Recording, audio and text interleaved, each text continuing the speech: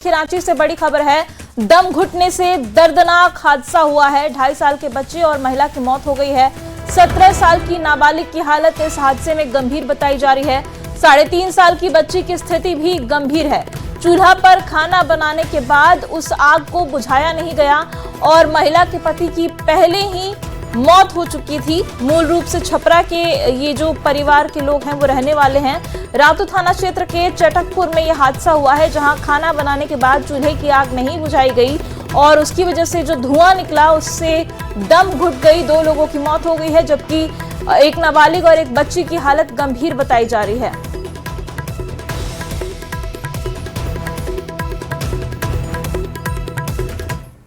और अगली खबर दुमका से है, जहां के महुआ डंगाल में वन विभाग ने छापेमारी की है। वन विभाग ने दिवंगत शिबू सोरेन के पूर्व आप्त सचिव विवेक राउत के घर छापेमारी की। वन विभाग और स्थानीय पुलिस की संयुक्त टीम ने छापेमारी की है। छापेमारी का नेतृत्व प्रशिक्षु IFS अधिकारी पुष्कर कर रहे थे। टीम में वन विभाग के अधिकारी, फॉरेस्ट गार्ड और पुलिस बल शामिल थे। जानकारी के मुताबिक टीम सुबह करीब 6 बजे महुआ डंगाल स्थित आवास पर पहुंची, लेकिन मुख्य गेट बंद मिला, जिसके बाद छापेमारी दल करीब 3 घंटे तक घर के बाहर इंतजार करता रहा। इस दौरान मौके पर बड़ी संख्या में स्थानीय लोगों की भीड़ जुट गई। लोगों ने छापेमारी से संबंधित दस्तावेज दिखाने की मांगी और जिस दौरान प्रशिक्षु अधिकारी और कुछ स्थानीय लोगों के बीच नोक-झोंक भी हुई। करीब 3 घंटे बाद टीम घर के अंदर दाखिल हुई और सर्च अभियान चलाया गया। सूत्रों के हवाले से मिली जानकारी के मुताबिक टीम विवेक राउत के भतीजे पंकज राउत की तलाश में वहां पहुंची थी, लेकिन वो छापेमारी से पहले ही घर से निकल चुके थे। वापसी के दौरान कुछ लोगों ने छापेमारी दल के वाहन को रोककर चालक के साथ नोकझोंक की। हालांकि पुलिस ने स्थिति को नियंत्रित कर लिया। इस छापेमारी के कारणों का अभी तक आधिकारिक खुलासा नहीं हो सका है। कुछ नहीं जान रहे, कुछ नहीं हुआ। हम लोग तो बचपन से जान रहे हैं कि पुलिस घेर हाँ, लिया घर को। पुलिस घेर लिया है। तब हम लोग आए कि क्यों घेरा भाई, क्या बात हो गया। तो यहाँ आके पता चलता है कि हम लोग पंकज के उठाने आए हैं। तो पंकज के क्यों उठाने आए, क्या बात हो गया। तो लोग बोलता है हम लोग कुछ नहीं बताएंगे, सिर्फ DO से हम लोग का आदेश मिला उठा के ले जाने का। तो ऐसे कैसे ले जाने देते, उसको कुछ कारण हम लोग लिखित मांग रहे थे, लिख के दीजिए तभी हम लोग उसको ला के जिमा देंगे। तो बोला नहीं लिख के देंगे, तो नहीं दीजिएगा तो नहीं लेके जाएंगे। तो बोला अंदर घुस के हम लोग देखेंगे, हम लोग दिखा देंगे। तो पूछे कि क्या मिला, तो बोला कुछ नहीं मिला प्रूफ। तो यहाँ जब उसका मकान भी नहीं है, विवेक राउत का मकान है और हम विवेकानंद राउत के मकान को के चारों ओर से पुलिस फोर्स घेरे हुए है। जब मैंने पूछा कि भाई किस पर्पस से आप लोग आए हुए हैं, कोई बताने को तैयार नहीं था। एक ट्रेनिंग अफसर से उन्होंने कहा कि भाई DO का मौखिक आदेश है, क्योंकि मौखिक आदेश क्या है कि कोई आतंकी है या कोई क्रिमिनल है जिसको कि अपने घर घेर लिया है। यदि कोई ऑफेंस है तो आप बताइए। उन्होंने कोई भी ऑफेंस या किसी भी प्रकार का कोई भी बताने को तैयार नहीं। बोले कि नहीं, हमको उनसे बात कराइए और उनको हम ले जाएंगे। और देखिए खबर जमशेदपुर से है, जहां साक्षी टीन शेड स्थित फल मंडी में शुक्रवार सुबह फल की कीमत को लेकर विवाद शुरू हुआ। देखते ही देखते विवाद झड़प में बदल गया। घटना के दौरान एक युवक पर फल व्यवसायी और उसके कर्मचारी के साथ मारपीट करने और दुकान में रखे फल सड़क पर फेंकने का आरोप लगा। घटना का वीडियो सोशल मीडिया पर वायरल होने के बाद साक्षी पुलिस ने त्वरित कार्रवाई करते हुए आरोपी को गिरफ्तार कर लिया। पुलिस ने आरोपी को गिरफ्तार कर हाथों में हथकड़ी लगाकर पूरे बाजार में उसे दुकानदारों से माफी मंगवाई है और ये तस्वीरें भी आपको दिखा रहे हैं। पहली तस्वीर जब आरोपी से हाथों में हथकड़ी लगवाकर सभी दुकानदारों से माफी मंगवाई जा रही है, और जो दूसरी तस्वीर है वो तब की है जब उसने एक व्यवसायी के कर्मचारी के साथ मारपीट की थी और इसी वीडियो के आधार पर पुलिस ने ये कार्रवाई की है।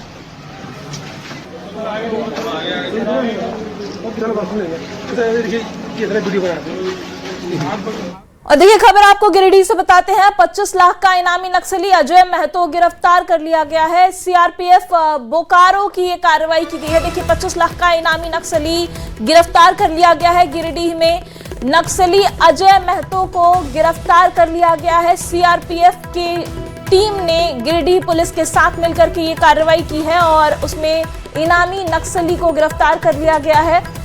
पीरटांड थाना क्षेत्र के नवाडीह निवासी अजय महतो हरलाडीह गांव से दबोचा गया है। सूत्रों के मुताबिक जानकारी मिली है कि गिरफ्तारी के समय हथियार भी बरामद की गई है और विस्फोटक प्लांट करने का मास्टरमाइंड ये बताया जा रहा है। अजय महतो मधुबन सीआरपीएफ कैंप में पूछताछ उससे की जा रही है और कई अहम खुलासे होने की उम्मीद भी इस गिरफ्तारी के बाद जताई जा रही है।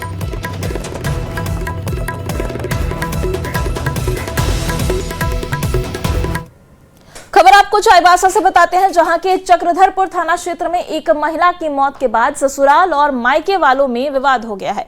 मायके वालों ने ससुराल पक्ष पर इलाज में लापरवाही बरतने का और डायन बिसाही के संदेह में झाड़ फूंक कराने का आरोप लगाया है, जबकि ससुराल पक्ष के जो लोग हैं वो इन आरोपों को सिरे से खारिज कर रहे हैं। मृतका महिला के चाचा ने बताया कि करिश्मा की तबीयत खराब होने पर उसे झाड़ फूंक कराया गया। बाद में उसकी हालत और भी गंभीर हो गई, जिसके बाद इलाज के लिए उसे अस्पताल ले जाया गया। इलाज के दौरान उसकी मौत हो गई।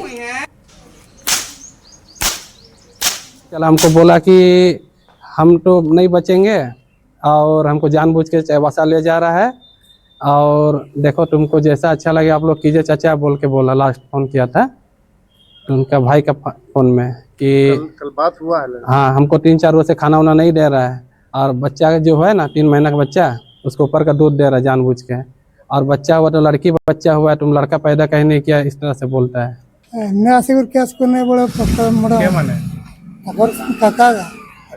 तो हमें तो हॉस्पिटल भर्ती कर तार बाप जंती बोलला सेंती नहीं कर केमती डेट हला सेटा तारी नस का टाणू चलाएगा टाणू चला नस के केमती हला करी एक बार झटका मारला मरेगा।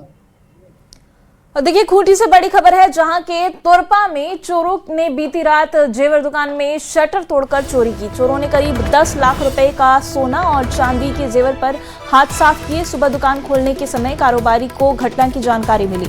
सूचना मिलने पर तोरपा के एसडीपीओ मौके पर पहुंचे और घटना की पूरी जानकारी लेने के साथ ही दुकान के सीसीटीवी फुटेज के आधार पर चोरों की पहचान करने की कोशिश अभी की जा रही है। चोरों ने एक विदेशी शराब की दुकान में भी चोरी की घटना को अंजाम दिया है और चोरी की पूरी वारदात जो है वो सीसीटीवी कैमरे में कैद हो गई है। और देखिए ये सीसीटीवी फुटेज भी आपको दिखा रहे हैं, जहां दो चोर दिखाई दे रहे हैं और रात के अंधेरे में दुकान बंद है, दुकान का शटर तोड़कर ये अंदर घुसते हैं और चोरी की वारदात को अंजाम देते हैं। अब पुलिस सीसीटीवी फुटेज के आधार पर इन चोरों की तलाश में जुटी हुई है। तो चोरी का घटना हुआ है, एक ज्वेलरी दुकान है, उसमें कुछ ज्वेलरी जो रखा हुआ था बाहर में उस ज्वेलरी को ले जाया गया है, और एक दारू दुकान में है जो उसका दरवाजा शटर काट कर इसके बाद इसे दारू की पेटी और कुछ 10-15 हज़ार रुपये के कैश जो काउंटर में रखा था उसको तो प्रयास रहते हैं जल्द इसका उद्घाटन होगा। ऑनर बोल रहा हूँ और मेरा दुकान लगभग 1 से 1:30 बजे के बीच में रात को 17 तारीख का रात को चोरी हो गया। अज्ञात लोग आए और मेरे दुकान में चोरी करके चले गए। लगभग पायल व सोना और चांदी सभी कुछ मिला के लगभग 10 लाख का समथिंग का सामान चोरी करके ले गए हैं, जिसमें कि बहुत सारे सामान तो कस्टमर सबके भी थे और मेरा दुकान का भी बहुत सारा सामान था। हमारे दुकान में 2:13 या 14 मिनट में घुसे हैं। वो सबसे पहले हमारे काउंटर को पकड़े और हमारे काउंटर में जो कैश था 100 और 50 का और 500 का, उसमें से 8,000 मात्र थे, उसे लेके गए।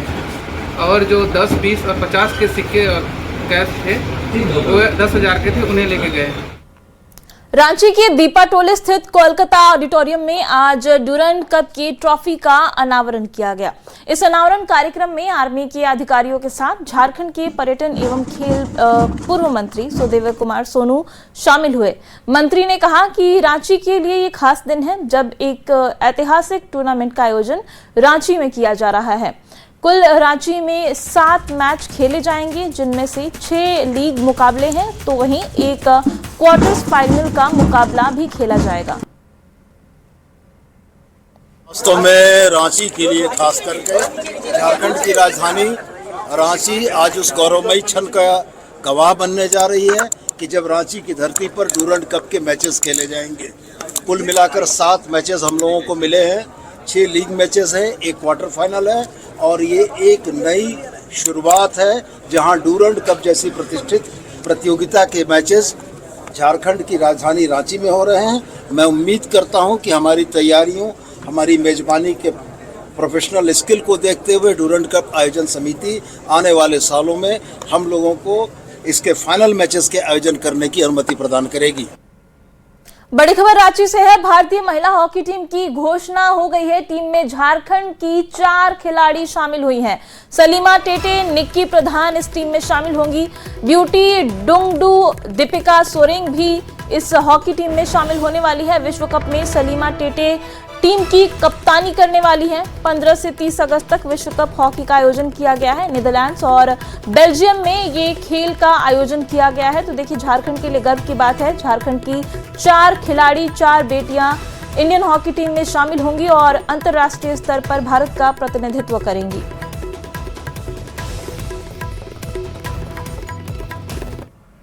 राज्य भर में लगातार मलेरिया के मरीज बढ़ रहे हैं। राज्य के कुछ इलाके मलेरिया के लिए हॉटस्पॉट बन चुके हैं, जिनमें से राज्य के मुख्यमंत्री हेमंत सोरेन का भी क्षेत्र शामिल है। विशेषज्ञ बताते हैं कि इस साल पुराने कई सालों से ज्यादा मलेरिया के मरीज मिल रहे हैं, जो कि चिंता की बात है। इस साल लगातार बढ़ रहे मलेरिया के मामले ने स्वास्थ्य विभाग की चिंता भी बढ़ा दी है। जून के महीने तक राज्य भर में 16,728 मलेरिया तो 77 डेंगू के मरीज पाए गए हैं, जिसके बाद स्वास्थ्य विभाग ने जांच की प्रक्रिया में और भी तेजी ला दी है। आप यदि देखेंगे तो जितना प्रकोप इस बार का है, इतना प्रकोप नहीं था। एक वेक्टर बॉर्न डिजीज जो जनित रोग होते हैं, वेक्टर जनित रोग होते हैं, जो मच्छर जनित रोग होते हैं, इनका देखा जाता है एक साइक्लिकल पैटर्न होता है।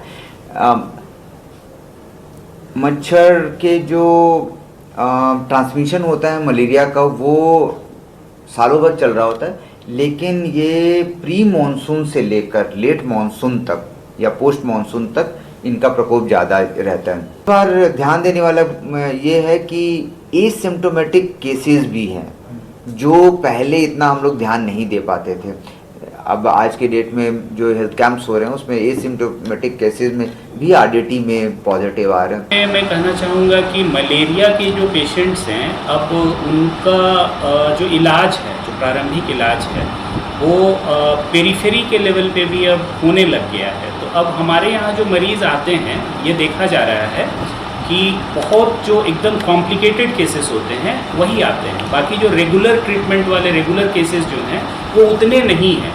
ये सवाल पहले भी पूछा गया था, तो बट ऐसा नहीं है कि मलेरिया के केसेस अचानक से रिम्स में बढ़ गए। इसका कारण ये हो सकता है कि जो पेरिफेरल हॉस्पिटल्स हैं, जैसे CHCs हैं, या और जो झारखंड के इन जगह सदर हॉस्पिटल वगैरह हैं, वहाँ पर मलेरिया का ट्रीटमेंट अब थोड़ा इफेक्टिव वे में हो रहा है, तो इसलिए उस तरह के पेशेंट नहीं आ रहे। राज्य में मलेरिया के लगातार बढ़ते मरीजों की संख्या को लेकर राज्य में सियासत भी अब तेज हो गई है। झारखंड बीजेपी ने आरोप लगाया है कि इस सरकार का हेल्थ सिस्टम फेल हो चुका है। स्वास्थ्य मंत्री खुद ही फेल हैं। इस कारण लगातार मलेरिया के मरीज बढ़ रहे हैं। वहीं बीजेपी के आरोप पर जेएमएम ने भी पलटवार किया है और कहा कि बीजेपी को इस राज्य के नागरिकों ने विपक्ष में बैठाकर सवाल उठाने के लिए ही चुना है। वहीं कांग्रेस ने भी बीजेपी पर आरोप लगाया और कहा कि बीजेपी को अनर्गल आरोप लगाने की आदत है। देखिए, बीजेपी सवाल उठा रही है, कोई नई बात नहीं है। बीजेपी को जनता ने चुना है, अगले 15-20 सालों तक वो सवाल ही उठाएगी। लेकिन तकलीफ होती है और दुर्भाग्य है कि सवाल ऐसे विषय पर उठाया जाता है जिस स्थिति का सामना मुझे लगता है जब इनकी सरकार थी उस समय भी ये करते थे। बरसात का समय है, मलेरिया का प्रकोप बढ़ता था। इनके समय में तो कोल्हान में ये स्थिति हो जाती थी कि गांव के गांव पलायन कर जाते थे। कई एक मृत्यु के गाल में, मौत के गाल में समा जाते थे। पेट में दर्द स्वाभाविक है। हेमंत सोरेन का भय, हेमंत फोबिया इन लोगों पर हावी है। वो दिखावा के लिए छोटे मोटे कदम उठाए गए हैं। मलेरिया थमने का नाम नहीं ले रहा और ये बहुत ही दुर्भाग्य है इस राज्य का कि बनने के 26 वर्षों के बाद आज भी मलेरिया जैसी सामान्य बीमारियों से लोगों की जानें जा रही हैं। स्वास्थ्य मंत्री हैं, पूरे तरीके से उनका महकमा विफल है। ये विशेषज्ञों का कहना है कि हर वर्ष मलेरिया का प्रकोप आता है। मलेरिया बुखार का इलाज राज्य सरकार स्वास्थ्य विभाग मुस्तैदी के साथ करा रही है। अगर स्वास्थ्य विभाग ने मलेरिया का इलाज नहीं कराया होता तो फिर ये आंकड़े कहाँ से आते? जिस आंकड़े को भारतीय जनता पार्टी पेश कर रही है वो आंकड़े स्वास्थ्य विभाग के हैं। तो इससे ये पता चलता है कि स्वास्थ्य विभाग मुस्तैदी के साथ मलेरिया जैसे बीमारी से निपटने के लिए काम कर रही है। राज्य में लगातार एम्बुलेंस की शिकायतों को लेकर अब स्वास्थ्य विभाग सख्त हुआ है। स्वास्थ्य विभाग ने एम्बुलेंस संचालित कर रही कंपनी पर एफआईआर दर्ज कर उसे तुरंत हटाने का फैसला लिया है। झारखंड के स्वास्थ्य मंत्री इरफान अंसारी ने कहा कि खराब एम्बुलेंस के कारण हमारी छवि खराब हो रही है। हमने 21 तारीख को विभाग की बैठक बुलाई है। बैठक में फैसला किया जाएगा। इस एजेंसी को पूरी तरह बाहर करते हुए जब तक दूसरी नई एजेंसी नहीं आती है तब तक सिविल सर्जन ही एम्बुलेंस का संचालन करवाएंगे ताकि राज्य में एम्बुलेंस की बेहतर व्यवस्थाएं मरीज को मिल सकें। हम काम करते हैं और काम के बदले ये छोटी छोटी बातों को लेकर सरकार की छवि खराब होती है।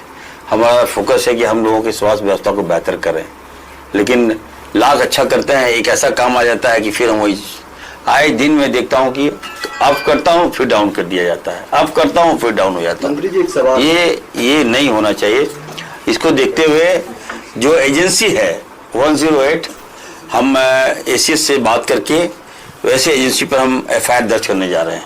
एजेंसी नहीं आ जाती, टेंडर हो गया, निविदा हो गया 108 का, नई एजेंसी तब नहीं आ जाती है। जितना भी हमारा एम्बुलेंस है सदर हॉस्पिटल में आप जमा कर दो, हमारा सिविल सर्जन चलाएगा। भारतीय जनता युवा मोर्चा ने बीजेपी प्रदेश मुख्यालय में जेपीएससी से जुड़े महत्वपूर्ण विषय पर प्रेस वार्ता की है। 22 जुलाई को जेपीएससी कार्यालय का घेराव करने की बात कही। 17, 18 और 19 जुलाई को बैठक कर रणनीति बनाई जा रही है। 20 को सोशल मीडिया कैंपेन चलाया जाएगा। 21 जुलाई को मशाल जुलूस निकाला जाएगा। हमारा 22 तारीख है। 22 तारीख को युवा मोर्चा का पूरा झारखंड प्रदेश के कार्यकर्ता जेपीएससी की ओर कूच करेंगे, क्योंकि हमारा नारा है कि छात्रों की हुंकार अब नहीं सहेंगे रोजगार का व्यापार। इसलिए रोजगार को जो व्यापार का माध्यम बनाने का प्रयास कर रहा है जेपीएससी, उसको हम झारखंड में हरगिज बनने नहीं देंगे। 17, 18, 19 तारीख को पूरे प्रदेश भर में भारतीय जनता युवा मोर्चा के कार्यकर्ताओं की बैठक चल रही है और बैठक करके तय किया जा रहा है कि 22 तारीख को इतनी भारी संख्या में सभी लोग रांची में जुटकर जेपीएससी कार्यालय का घेराव करेंगे। 20 तारीख को सोशल मीडिया के कैंपेन के माध्यम से हम लोग सरकार को आईना दिखाने का काम करेंगे, पूरे प्रदेश के छात्र, कि आखिर जेपीएससी में आपने किस प्रकार से गड़बड़ियां पूरी फैलाई हुई है। 21 तारीख को शाम में सभी जगह मशाल जुलूस का आयोजन किया जाएगा और 22 तारीख को जयपाल सिंह स्टेडियम से सुबह 10 बजे छात्रों का एक रैला चलकर जेपीएससी कार्यालय जाएगा और उनसे सवाल जवाब और हिसाब और किताब मांगेगा कि जिस प्रकार से आपने छात्रों के रोजगार को बेचने का काम किया है उसका जवाब जेपीएससी के चेयरमैन को देना पड़ेगा, सरकार के लोगों को देना पड़ेगा। और आप देखिए, रीनीट की परीक्षा में रांची के बायोम्स इंस्टीट्यूट के कई बच्चों ने अपने सपनों को एक नई उड़ान दी है। मेडिकल कॉलेज में दाखिले का जो सपना बच्चों और उनके अभिभावकों ने बुना था, उस सपने को उनके फैकल्टी ने पूरा करने में उनकी भरसक मदद की है और यही वजह है कि अपने गुरुओं को बच्चे धन्यवाद करते हुए नजर आए। इस बार बायोम के करीब 150 छात्रों को सरकारी मेडिकल कॉलेज में एडमिशन मिल सकेगा। वहीं इंस्टीट्यूट के बेहतरीन प्रदर्शन के मद्देनजर केक काटकर जश्न भी मनाया गया। वहीं छात्राओं ने बताया कि बायोम की फैकल्टी ने काफी मेहनत की और हर तरह का मार्गदर्शन भी दिया, जिसकी वजह से रीनीट की कठिन परीक्षा की चुनौती को भी वो पार कर सके। के बाद जो है वो, क्योंकि बच्चे काफी पैनिक हुए थे, बट उस सिचुएशन को हमने संभाला, बच्चे संभाले और फिर से इतना बेहतर रिजल्ट दिखने को मिल रहा है। और इस बार लगभग 600 प्लस जो स्कोर काफी अच्छा माना जा रहा है कि 600 से ऊपर जो बच्चे हैं वो काफी अच्छा स्कोर किए हैं और लगभग ऐसे 42 स्टूडेंट्स बायोम से हैं जो 600 नंबर से ऊपर में है। और जो हाईएस्ट मार्क्स आया है वो आया है 642 अक्षर प्रेम और इनका रैंक जो है 1074 है। जनरल कैटेगरी से बिलोंग करते हैं और ये 2 इयर्स क्लासरूम प्रोग्राम में बायोम कर रहे हैं और इनकी स्कूलिंग जो है वो डीपीएस से हुई है और लगभग जो है वो 175 बच्चे जो है इस बार चांसेस है कि वो कॉलेज पहुंच पाएंगे सरकारी कॉलेजेस में, जबकि बायोम इंडिया का बेस्ट कोचिंग है मुझे जो लगता है, लेकिन हाँ कोटा जाने में बहुत दिक्कत होती है और लाइक दोस्त लोग से आप सेपरेट हो जाते हैं अपने शहर से, जो बहुत जल्दी सेपरेट हो जाते हैं। आपको कॉलेज अभी जाना ही है, आप 2 साल पहले से ही वहाँ सबसे कट के प्रिपरेशन करेंगे तो लाइक थोड़ा वो पसंद नहीं आता है मुझे। रीनीट से क्या डिफिकल्टी? बेसिकली कंसिस्टेंट होके हमेशा काम करना है। हमारा जो बायोम फैकल्टी है बहुत ही बेहतरीन है, बहुत ही ज़्यादा मोरल सपोर्ट, इमोशनल सपोर्ट, हर तरीके से सपोर्ट करते हैं यहाँ पे टीचर्स। तो टीचर से कांटेक्ट बनाए रखना है, डाउट है तो डाउट को तुरंत क्लियर करना है, बैकलॉग नहीं छोड़ना है और कॉन्फिडेंट रहना है हमेशा कि इस बार क्रैक कर लेना है।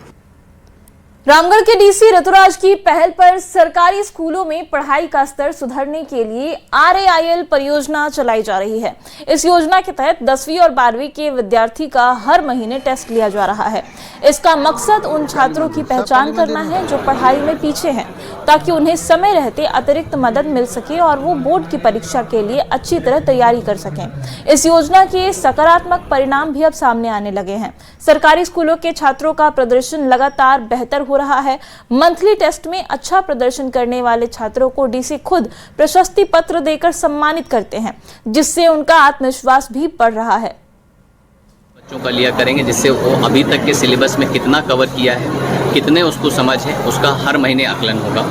हर महीने एक जिला लेवल की रैंकिंग निकलेगी, या 10वीं और 12वीं के लिए हम लोग कर रहे हैं अभी प्रथम चरण में। इससे क्या होगा कि बच्चों को अपनी स्वतः जो सेल्फ इम्प्रूवमेंट का मौका मिलेगा कि पिछले महीने किस लेवल पे थे, अगले महीने किस लेवल पे जाएंगे, और ऐसे करके उसका जो मार्कशीट है वो डिस्प्ले में रहेगा सारे हाई स्कूल। ये जो आज हम लोग यहाँ पे प्रेजेंट है, डीसी सर के द्वारा हमारा स्पेशल टेस्ट लिया गया था, जिसमें जो मेन मोटिव था कि वो वीकर स्टूडेंट्स पे फोकस करें कि वो कैसे पढ़ रहे हैं, उनको समझ आ रहा है कि नहीं, और उनका ऐसे एबिलिटी जानने के लिए किया गया था। और जो बच्चों ने उन स्पेशल टेस्ट में अच्छा स्कोर किया था उनको यहाँ पे सम्मानित करने के लिए ऐसा डीसी सर ने आज यहाँ आए, हम लोग को बहुत अच्छा लगा। इससे हमारे पढ़ाई में बहुत अच्छा सुधार होगा। डीसी सर के साथ हमें ये सर्टिफिकेट मिलके बहुत अच्छा लग रहा है। अब लगता है कि इस पहल गिरिडीह जिले के बिरनी मॉडल कॉलेज की करीब 2 एकड़ सरकारी जमीन पर कथित अतिक्रमण का मामला तूल पकड़ता जा रहा है। स्थानीय ग्रामीणों का आरोप है कि कॉलेज के लिए लगभग 10 एकड़ भूमि आवंटित की गई थी, लेकिन फिलहाल कॉलेज परिसर केवल 8 एकड़ में ही सिमट कर रह गया है, जबकि बाकी जमीन पर भूमाफियाओं ने कब्जा जमा लिया है। इसे लेकर ग्रामीणों में भारी आक्रोश है और वो सरकार से मामले की निष्पक्ष जांच कर अतिक्रमण हटाने और दोषियों पर कड़ी कार्रवाई की मांग कर रहे हैं। गिरिडीह जिले भर में भूमाफियाओं का आतंक देखा जा रहा है और जो भूमाफिया है वो बेलगाम हो चुके हैं, जिस पर पकड़ पुलिस प्रशासन की भी नहीं है। भूमाफिया लगातार मारपीट की घटनाओं को अंजाम दे रहे हैं, गरीबों की ज़मीन को लूट रहे हैं, लेकिन भूमाफियाओं का हाथ अब इतना लंबा हो चुका है कि शिक्षा के मंदिर को भी नहीं बकस रहे हैं। इस वक्त हम मौजूद हैं बिरनी मॉडल कॉलेज के पास, जहां की जो भूमि है लगभग 2 एकड़ की भूमि को भूमाफियाओं ने अवैध रूप से कब्जा कर लिया है। आपको बता दें कि अभी हम मॉडल कॉलेज बिरनी के पास हैं और उसी के सामने में खड़े हैं, और इस कॉलेज के निर्माण में लगभग 10 एकड़ 2 डिसमिल जमीन को अधिकृत किया गया था, सरकार के हवाले किया गया था, लेकिन भूमाफियाओं ने दांव पेच और अपने ताकत के दम पर इस परिसर की लगभग 3 एकड़ की जमीन को कब्जे में ले लिया। क्या पूरा मामला है जमीन वाला? यहाँ पे भूमाफियाओं की वजह से ही ये कॉलेज में आज तक टीचर नहीं आ पाए हैं और अभी तक सही से बाउंड्री नहीं हो पाया है। ये बाउंड्री 2 या 3 साल से चल रहा है ऐसे ही। अब वहाँ पे देख सकते हैं बाउंड्री का जो पहले स्टार्टिंग में जो उसको मिला था, नक्शा जो मिला था ठेकेदार को, वो पूरे 10 एकड़ में करना था, लेकिन यहाँ पे भूमाफियाओं के द्वारा उसको इतना प्रेशर दिया गया था कि वो बीच में काम छोड़ के ही भाग गया था। उसके बाद बहुत कुछ हम लोग इधर उधर से प्रेशर बनवाए तो 1 एकड़ वो किसी तरह करके पूरा टोटल अभी 1 एकड़ में बाउंड्री कर रहा है, जिसके वजह से देखिए वहाँ पे भी टेढ़ा हो गया, उधर लेके गया, इधर लेके गया, फिर ऐसे लेके आया। जमीन को अवैध तरीके से लगातार कब्जा भी किया जा रहा है। विरोध होने के बावजूद किसी पर कोई कार्रवाई नहीं हो पा रही है। गिरिडीह से न्यूज़ 18 के लिए मैं एजाज अहमद। और